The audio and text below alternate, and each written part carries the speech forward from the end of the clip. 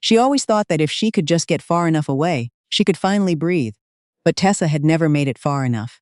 Not once in 29 years. The morning her father told her she was going to marry a man she barely knew, she was standing at the kitchen sink washing a glass she had already washed twice. Her hands needed something to do. Her mother, Diane, was sitting at the table behind her, folding a dish towel into smaller and smaller squares, not saying anything. That was how it worked in their house. Her father spoke, her mother folded things. "You've met Harding, her father," Jean said. "Not a question. His family is good people. His father and I go way back. This is a good situation for you." Tessa kept washing the glass. "Did you hear me?" "I heard you, Dad." "Then why aren't you looking at me?" She turned around. Jean was a tall man, broad in the shoulders, with a face that had never quite learned to soften. He had the kind of authority that didn't need to raise its voice, because it had never needed to.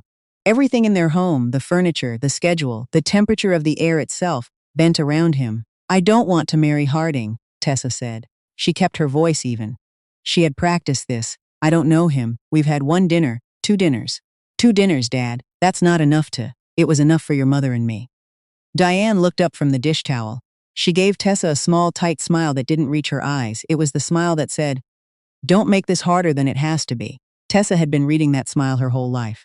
"I have plans," Tessa said. "I told you. I have an interview in Atlanta next month. The nonprofit position."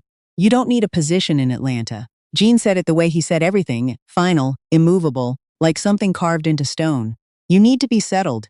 You're 29 years old. You've been chasing this career thing long enough. Harding is a good man with a good income, and he's willing to take care of you." Willing to take care of you. As if she were a piece of furniture someone had agreed to store. She looked at her mother. Diane was folding the dish towel again. "I'm not going to do this," Tessa said. She didn't see it coming. That was the part she could never explain to anyone afterward. Not the therapist she saw 2 years later. Not her best friend Kay. Not the journal she started keeping that night. She genuinely did not see it coming. Jean had never hit her before. He had yelled, certainly. He had punished. He had withheld things and made her feel small in the particular way that fathers who have all the power can make their daughters feel small.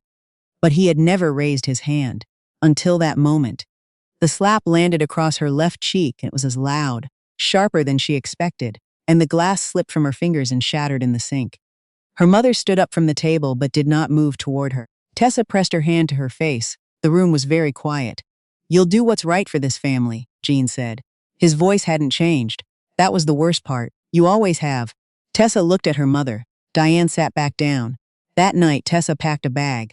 She packed it slowly and deliberately, the way you pack when you are trying to convince yourself you mean it this time. She took her work laptop, her documents, her grandmother's ring that had been left specifically to her. She called Kay from the bathroom with the water running. "Come get me," she whispered. "I'm already in the car," Kay said. But she didn't leave. Kay pulled up outside, and Tessa stood in the hallway with her bag, and she thought about her mother's face, that quiet folded cloth expression, and she thought about what Jean would say to Diane after she left, and she thought about Thanksgiving and Christmas and all the ordinary holidays that would collapse into something unrecognizable. She thought about being the daughter who broke the family. She thought about all the ways she had been taught to put everyone else's comfort above her own survival. She unpacked the bag. She told Kay she was fine. She wasn't fine. The wedding was held the following April. Harding Osei was 34, an operations manager at a logistics company, and he was not unkind in the beginning.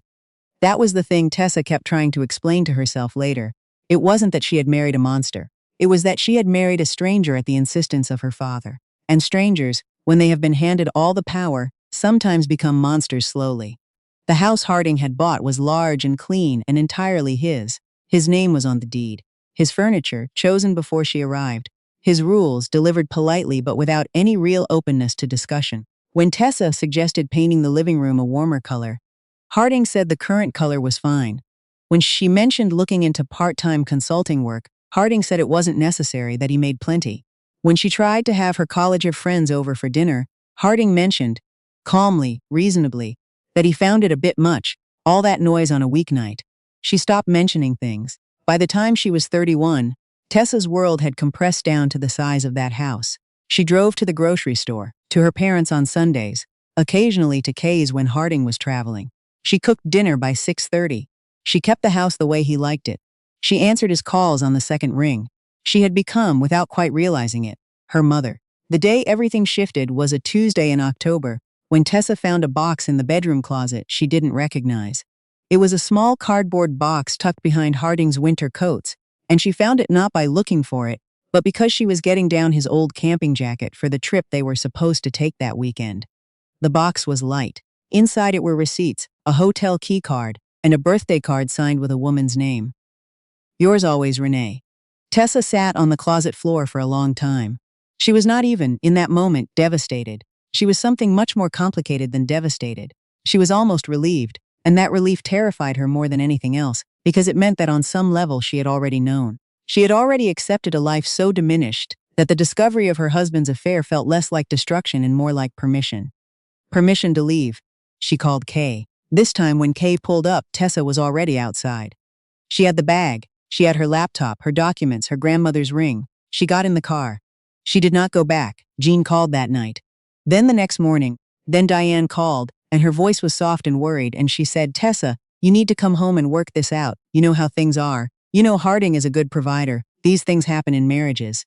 "Mom," Tessa said, "he was cheating on me." A pause. "Men make mistakes," Diane said.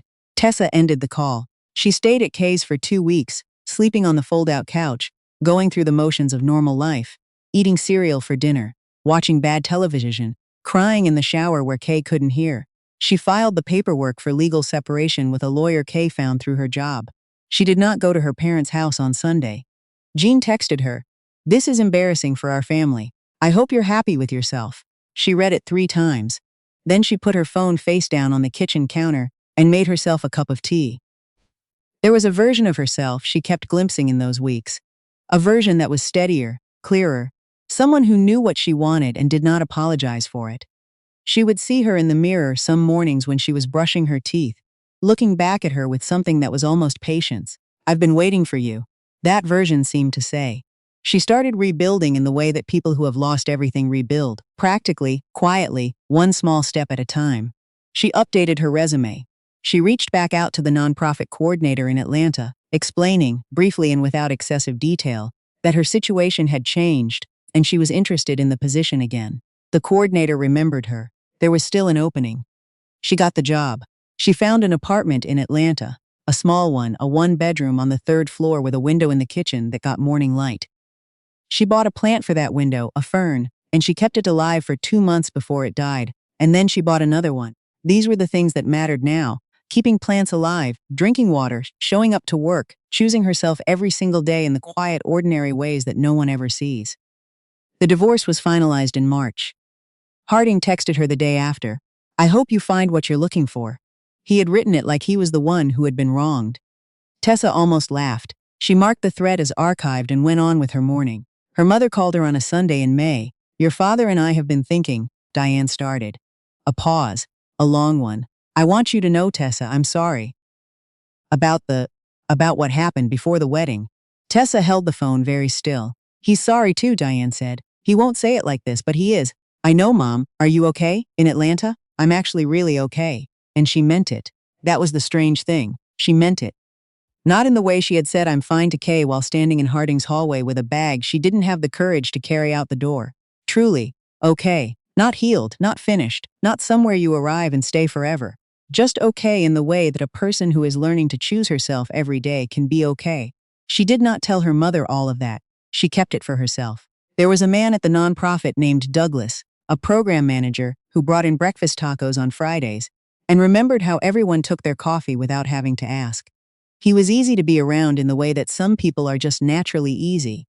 No performance of ease, no underlying current of expectation.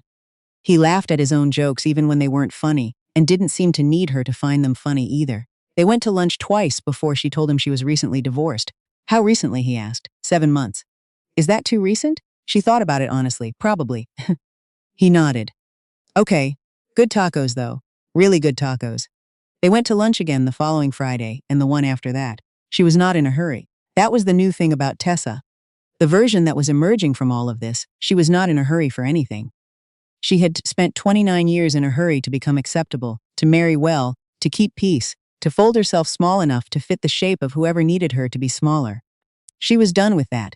She had a window with morning light and a second fern that was, so far, surviving. She called Kay on a Wednesday evening, and they talked for 2 hours the way they hadn't talked since college, interrupting each other and laughing and not watching the clock. And afterward, Tessa sat in her kitchen in the quiet of her own apartment and felt, for the first time in a very long time, entirely at home in her own life.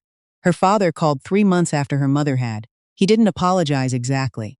Gene was not, and would never be, a man who used the word sorry without it costing him something he seemed unwilling to pay. But he asked about the job, and he listened to her answer, actually listened. She could tell, and at the end of the call he said, "I'm glad you're doing well, Tessa." She said, "Thank you, Dad." She didn't forgive him in that moment. Forgiveness wasn't a switch she had ever found. It was more like a road, long and uneven, and she had only just found the beginning of it. But she was on it. She was walking. That was enough for now. Douglas asked her to dinner, not lunch, dinner on a Thursday afternoon, standing in the hallway outside the copy room, holding a stack of intake forms and looking like he was trying to appear more casual than he felt. She said yes. They went to a quiet Italian place 3 blocks from the office and sat for 2 hours talking about everything and nothing. Their families. She gave him the abbreviated version, the version she was still learning to tell without her voice going flat.